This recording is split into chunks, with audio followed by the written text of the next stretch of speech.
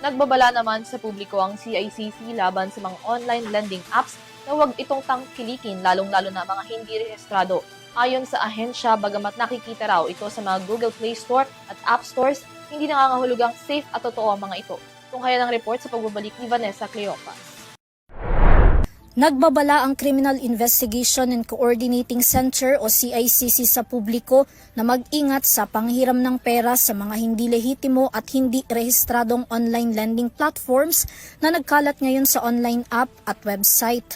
Sa inilabas na public advisory ng ahensya, kabilang sa mga tinukoy nitong unregistered online lending app ang Tala Credit Loan App Quickly, Credipilar Smart Credit, Peso Now Loan App Philippine, Lucky Loan Happy Cash Loan App at marami pang iba. Sabi ng CICC, ang mga ito ay hindi otorisado ng Securities and Exchange Commission o SEC na magsagawa ng operasyon. Bagamat makikita ang mga ito sa Google Play Store at App Store, hindi pa rin daw ito nangangahulugang lehitimo.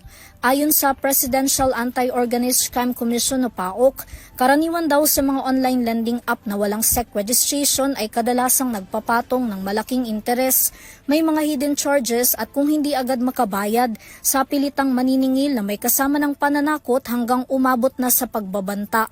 Karamihan din daw sa mga ito ay nangangako ng instant approval at minimal requirements.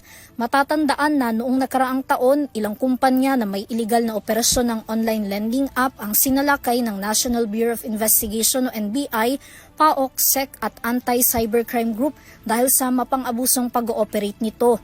Samantala, magugunita ring naglunsad ang CICC ng kampanya laban sa mga online lending app na tinawag bilang Fast Cash, Mag-ingat sa Scam.